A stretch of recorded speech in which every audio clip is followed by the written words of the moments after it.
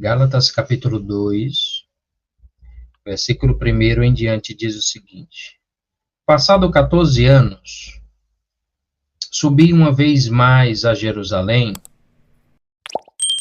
e, nessa ocasião, em companhia de Barnabé, e levando também Tito comigo, rumei para lá por causa de uma revelação. E apresentei diante deles o evangelho que ensino entre os gentios,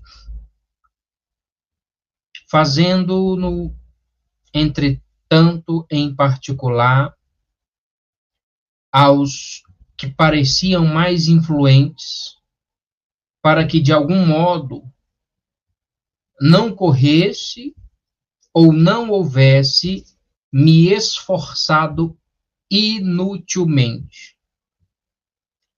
Mas nem mesmo Tito, que estava em minha companhia, foi obrigado a circuncidar-se.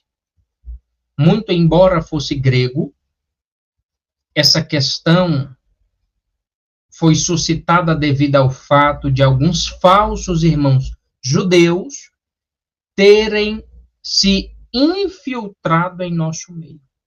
Olha a questão aqui.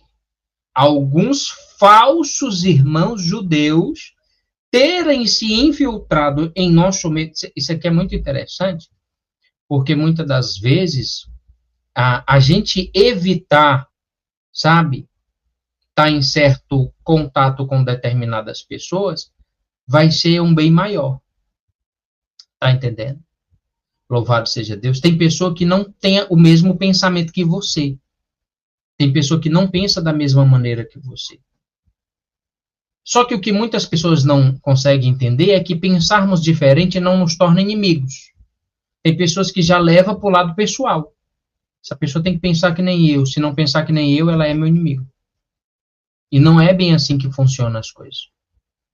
Nesse caso aqui, tem supostos crentes, né? Supostos irmãos infiltrados no meio da igreja, que obedecem em parte à palavra de Deus, mas, pouquinho de fermento aqui, pouquinho de fermento aqui, versículo 4, essa questão foi suscitada devido ao fato de alguns, você vê que não é todos, alguns falsos irmãos judeus terem se infiltrado no nosso meio. Muitas das vezes, quem era o judeu? Judeu eram os mais próximos, né?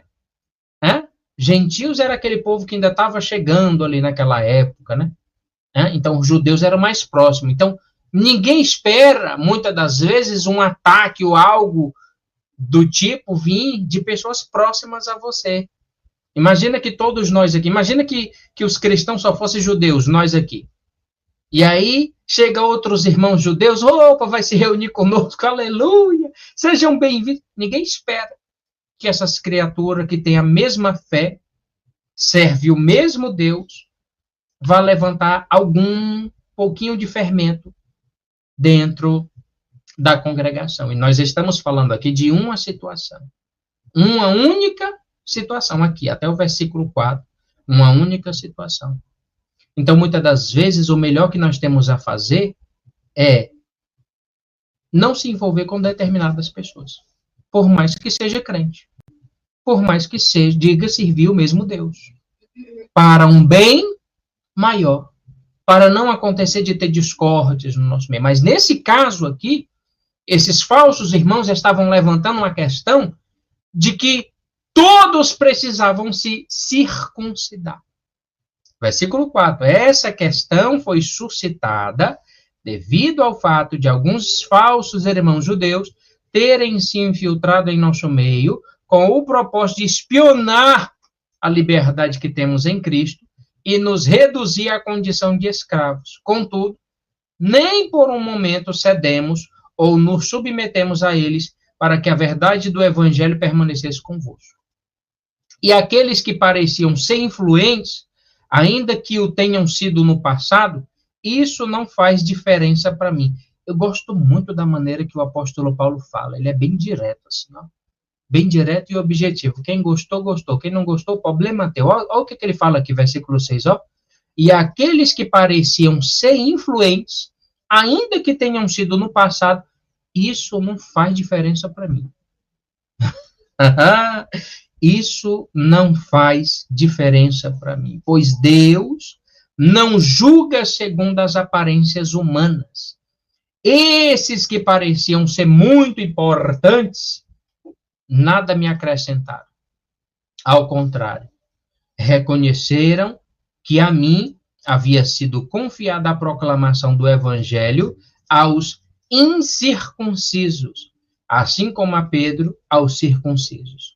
Porquanto, Deus que operou por meio de Pedro como apóstolo aos judeus, da mesma forma operou por meu intermédio para o apostolado aos gentios.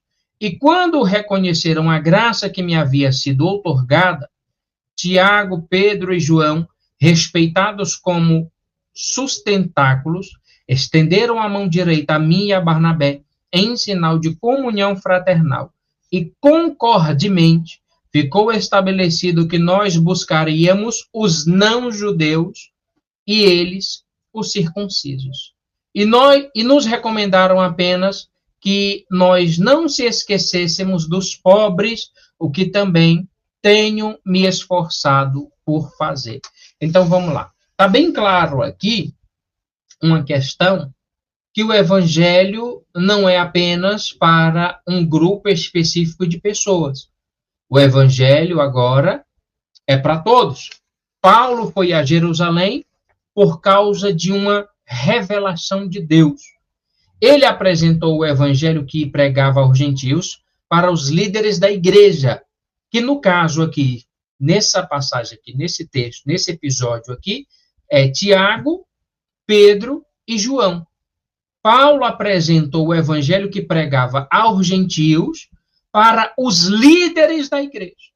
Louvado seja o Senhor dos Exércitos. Garantindo que estavam em acordo.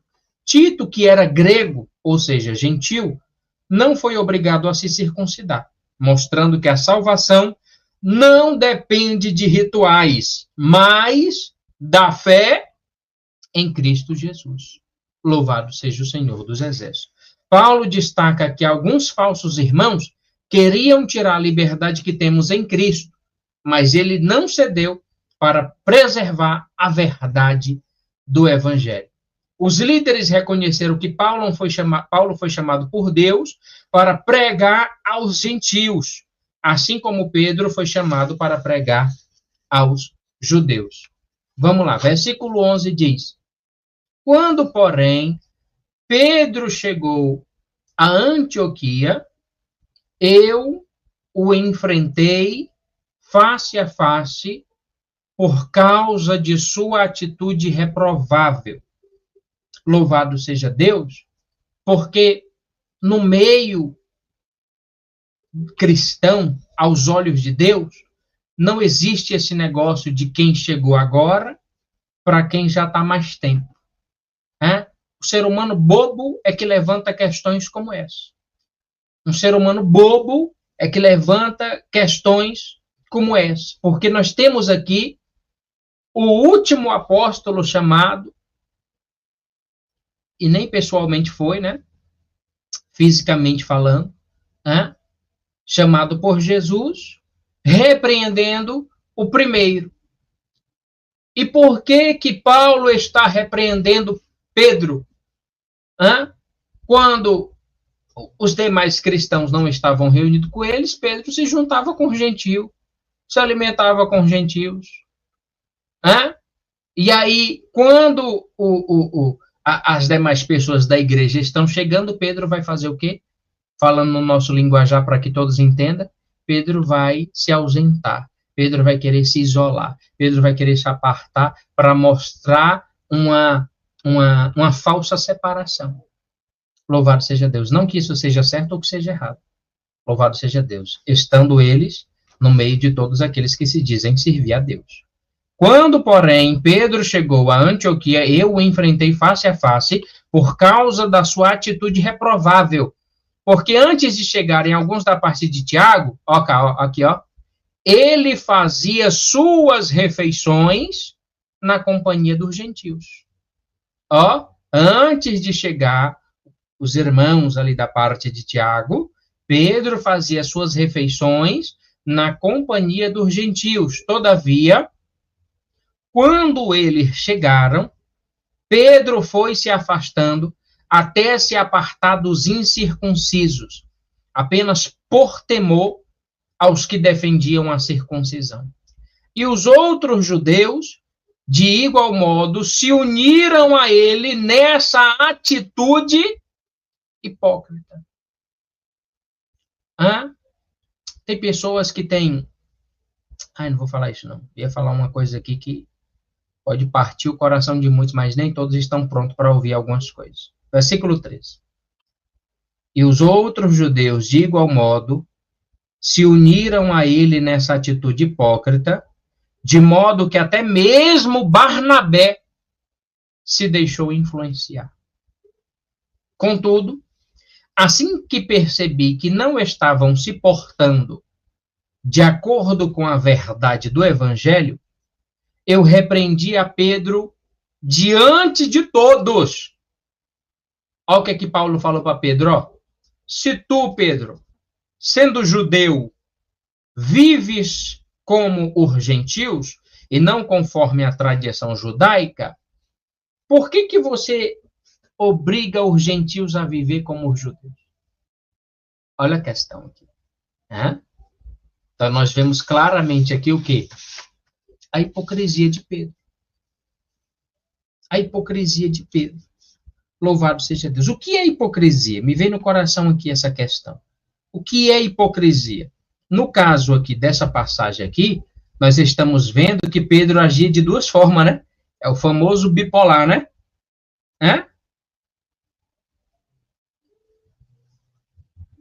Pedro fazia o quê? Na frente de uns fazia uma coisa e na frente dos outros fazia outra, né? Hipocrisia é o ato de fingir ter crenças, sentimentos ou virtudes que, na verdade, a pessoa não possui. É quando alguém age de maneira contrária ao que prega ou que defende publicamente, demonstrando a incoerência entre palavras e ações. Por exemplo, se alguém critica fortemente uma prática e, ao mesmo tempo, a realiza secretamente, isso é considerado um comportamento hipócrita. Por exemplo, eu vou falar. Era isso aqui que eu ia falar anteriormente. É isso aqui que eu vou falar. Tem pessoas que têm o desejo de vir nos visitar, mas são hipócritas, porque não nos consideram líderes espirituais. Pode estar me ouvindo aí, né? Ei, tem pessoas que têm o desejo de nos visitar, mas não pela nossa pessoa. Vou visitar porque eu amo demais essas pessoas. Não, hipócritas. Quer visitar, quer, alguma coisa quer. E na pandemia nós fez uma lista, ó, tem uma lista assim na pandemia, ó, de pessoas de quando nós estava bem, ó, financeiramente, era convite para tudo que é lado. Chegou a pandemia, nós na P, ó, acabou os convites, cessou. Passou a pandemia, os convites também cessaram, né? Começou a melhorar um pouquinho a situação, opa, começou a aparecer, sumido, ó. Aí, rapaz, quanto tempo, hein? Quanto tempo? Aí os convites começaram a aparecer um aqui, outro lá. Eu digo, não, deixa eu aqui mesmo, deixa eu ficar quietinho aqui mesmo. Pessoas que não nos consideram, nem como pessoa, nem como os líderes espirituais, querer nos visitar ou querer nos convidar para algo, é um exemplo que eu estou dando, que acontece conosco, de pessoas hipócritas. O que você me quer na sua casa? Se você não tem respeito à minha pessoa e se você não me considera um líder espiritual, o que você quer aqui? Para mim não faz sentido. Sabe? A hipocrisia das pessoas, elas acham que Deus não está vendo. O Deus que nós servimos, meus irmãos e minhas irmãs, para você que não sabe, é o Deus que sonda os corações e os pensamentos. Ele sabe qual é a intenção do teu coração. Então, se você não... você pode estar me ouvindo aí, não estou falando o nome de ninguém. Vocês que estão ouvindo aí, se você não me considera líder espiritual, o que você quer fazer na minha casa? que você quer me mandando um convite? Eu não vou. Tá entendendo? Já estou falando aqui, não vou. Amém? Não me convida, não. Não precisa de hipocrisia, não precisa de hipócritas. O mundo já está cheio de tanta gente falsa. O mundo já está... O mundo já está cheio de pessoas ruins, como se não bastasse o mundo cheio de pessoas ruins, né? Ainda tem os hipócritas no meio da congregação. Então, sai para lá, para de hipocrisia, rapaz. Para de hipocrisia, mulher. Se você não vai com a minha cara, quer me convidar para fazer o quê? Hein? Vai me dar um convite para o Natal? Para comer um sei lá o quê? E aí? Quando chegar 2025, começar o mesmo show de novo? O show de horrores? Sai para lá, cria vergonha na sua cara, isso é hipocrisia. Para com isso, não me convida não. Não vou. Amém? Louvado seja Deus. Glória a Jesus. Ora por mim. Ué, se você não me considera um líder espiritual, o que você quer orando por você? Não faz sentido. Isso é hipocrisia. Você está que nem Pedro aqui. Olha a atitude de Pedro, versículo 12. Porque antes de chegarem alguns da parte de Tiago, Pedro fazia suas refeições na companhia dos gentios. Quando chegou o povo da parte de Tiago, e Pedro começou, se sair, tipo assim, nem conheço esses caras aí, sei nem quem é. Se fazer, né? Deus, ele sabe o teu coração, viu, hipócrita? Cuidado, presta atenção. Alguém que critica fortemente uma prática e, ao mesmo tempo, a realiza secretamente, isso é considerado um comportamento hipócrita. É o famoso duas caras na sua frente, Olha lá, tá tão bonita, irmã Natália, tá, pelas costas, essa menina, pois que casou, tá toda besta, hipócrita. Cuidado, viu, hipócrita? Na palavra de Deus, Jesus frequentemente repreendia os fariseus por sua hipocrisia. Eu tô muito frouxo, viu? Para me descer, para me estar com um chicote aqui de verdade, aquele chicote de fogo. Tem um gif aí de um chicote de fogo. Eu tenho que andar com chicote. Arão andava com cajado, eu vou andar com chicote. Metendo a sola nos hipócritas, Ei, hipócrita, presta atenção. Jesus frequentemente repreendia os fariseus por sua hipocrisia, pois eles impunham regras aos outros, mas não cumpriam, mostrando uma aparência de piedade sem o verdadeiro compromisso com Deus, como fala lá em Mateus capítulo 23, você vai ler Mateus capítulo 23, ali você vai ver, ai de vós, escribas e fariseus, hipócritas! Louvado seja Deus. Para não sair aqui do assunto, volta para cá. Contudo, assim que percebi que não estavam se portando, versículo 14, assim que percebi que não estavam se portando de acordo com a verdade do evangelho, repreendi a Pedro diante de quem? Diante de todos. Se tu, sendo judeu, vives como os gentios e não conforme a tradição judaica, por que obriga os gentios a viver como judeus? Louvado seja o Senhor dos Exércitos. Claramente a hipocrisia de Pedro aqui, né? Quando Pedro foi a Antioquia, ele comia com os gentios, mas ao ver os judeus de Jerusalém, ele começou a evitar os gentios por medo de críticas. Se eu tivesse medo de crítica, eu não estava nem aqui para ver essa história, né? Se eu tivesse medo de crítica, eu não falava nada dessas coisas que eu falei hoje e aqui eu venho falando há 2 anos, né? Não tenho medo de crítica, não tenho medo de perder dizimista, oferta. Tanto faz, rapaz. Tá entendendo? Quem vai te abençoar? Quem vai te abençoar? Quem vai amaldiçoar? Presta atenção. É você e Deus. Quantas e quantas pessoas ajudava e deixaram de ajudar? Olha nós aqui ainda de pé. Você está entendendo? Cada pessoa coopere conforme tiver proposto no seu coração, não por pesar, nem por constrangimento. Deus ama o doador que contribui com alegria. Se você vai ajudar ou não, problema seu. A obra vai continuar, Deus levanta outro. Louvado seja o Senhor dos Exércitos. Agora que você acha que porque você é dizimista, ofertante, semeador dessa obra, você vai ouvir só o que você quer ouvir. Aqui não. Você está enganado. Você vem se enganando. O que Deus mandar falar, eu vou falar. Louvado seja Deus, seja você contribuinte ou não. Presta atenção. Paulo confrontou Pedro publicamente porque sua atitude era contrária à verdade do evangelho.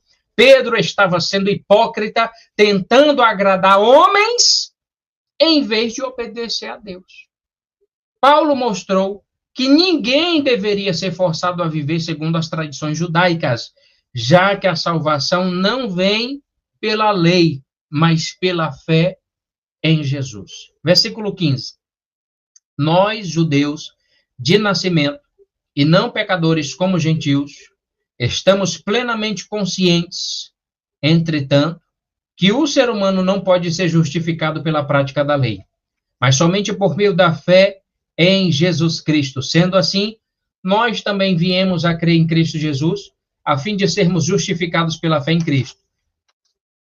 E de forma alguma pela prática da lei, porquanto é certo que, por praticar a lei, ninguém será capaz de ser justificado. Contudo, se buscamos ser justificados em Cristo, descobrimos que nós mesmos somos pecadores. Será Cristo, então, ministro do pecado? De forma alguma. Ora, se procuro reconstruir aquilo que já destruí, provo que eu sou um transgressor. Pois, por intermédio da lei, eu morri para a própria lei, com o propósito de viver tão somente para Deus. Fui crucificado juntamente com Cristo. E, desse modo, já não sou eu quem vive, mas Cristo vive em mim. E essa nova vida que agora vivo no corpo, vivo-a exclusivamente pela fé no Filho de Deus, que me amou e se sacrificou por mim.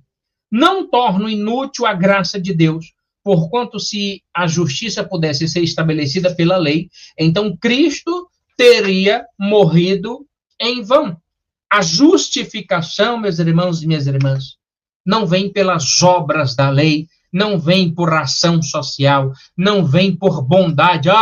Outro dia a pessoa estava dizendo, rapaz, se fulano não for para o céu, ninguém mais vai, porque é uma pessoa que pratica a bondade. Mas não é o que você faz que vai te levar para o céu. A nossa justificação, a nossa salvação é pela fé em Cristo Jesus. Paulo ensina que nós não somos salvos pela prática da lei, mas pela fé em Cristo. A lei não pode justificar ninguém. A salvação em Jesus revela que todos somos pecadores, mas Jesus nos liberta do pecado. Reconstruir a antiga vida de pecado seria rejeitar essa graça. Reconstruir a antiga vida de pecado seria rejeitar essa graça. Paulo afirma que morreu para a lei e vive para Deus. Ele foi crucificado com Cristo e agora vive pela fé no Filho de Deus. Ele conclui que se a justiça viesse pela lei, Cristo teria morrido em vão. A graça de Deus é que nos salva. Eu separei aqui 4 tópicos para a gente finalizar. Tópico 1. Defenda a verdade do Evangelho. Sem mais, nem menos. O que está escrito, está escrito. Não permita que regras. Nós vivemos em uma geração que está acomodada com regras, doutrinas de homens, gente. Como que pode? Eu olho para a palavra de Deus e olho para determinadas ações e eu digo, não bate com o que está escrito. Defenda a verdade do Evangelho. Goste quem gostou. Quem não gostou e se retirou do nosso meio, porque era um infiltrado. Não era para estar no nosso meio, né?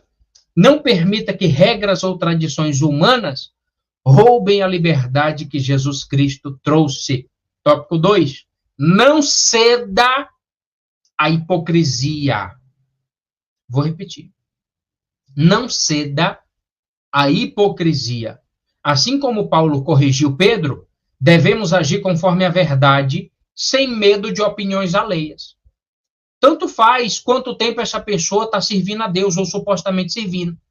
O último apóstolo chamado por Jesus está repreendendo o primeiro que foi chamado. Pedro, a partir de hoje, tu não vai mais pescar peixe, tu vai ser pescador de homem. Primeiro homem que Jesus chamou, Pedro. O último que Jesus chamou. Estava eu a caminho de Damasco e ouvi aquela voz que dizia: Saulo, Saulo, por que me persegues? Louvado seja Deus. Então não fica com esse negócio de que porque você está servindo há 1 ano, 2 anos, e tem aquela pessoa que está lá 50, 100 anos, que essa pessoa, se estiver agindo de maneira hipócrita, você não pode repreendê-lo. Pode sim. Louvado seja o Senhor dos Exércitos. A não ser que você seja um frouxo, medroso, covarde, que só fala o que as pessoas querem ouvir. Assim como Paulo corrigiu Pedro, devemos agir conforme a verdade, sem medo de opiniões alheias. Tópico 3. Confie na graça, não nas obras. A salvação vem pela fé em Cristo, não pelo que você faz. Viva confiando nessa verdade. Tópico 4. Cristo vive em você. Sua vida agora deve refletir o amor e o sacrifício de Jesus Cristo. Amém ou não amém? Senhor meu Deus, Senhor meu Pai, graças nós te damos, meu Deus amado, graças nós te damos, meu Deus querido, por esta maravilhosa e rica oportunidade que o Senhor tem nos concedido, meu Deus amado, que o Senhor tem nos concedido, meu Deus querido, de estarmos juntos, reunidos na mesma fé, na mesma união, no mesmo pensamento. Deus amado, Deus querido, te entregamos em tuas mãos a nossa vida, a nossa casa, o nosso lar. Te suplicamos, meu Deus, te suplicamos, meu Pai, que o Senhor nos ajude, que o Senhor nos guie, que o Senhor nos oriente a estarmos diariamente vivendo conforme a sua vontade, conforme o seu querer. Em nome do teu Filho amado Jesus Cristo, nos guarda, Senhor, nos protege, nos livra de todo mal, em nome de Jesus. Que o Senhor te abençoe e te guarde. Que o Senhor faça a luz do seu rosto resplandecer sobre ti e tenha misericórdia de ti. Que as consolações do Espírito Santo de Deus seja sobre a sua vida, seja sobre a sua casa, seja sobre o seu lar, em nome de Jesus. Vamos despedir bem alegre. A paz do Senhor Jesus, a paz do Senhor Jesus, a paz do Senhor Jesus, meu irmão, minha irmã. Tchau, povo de Deus.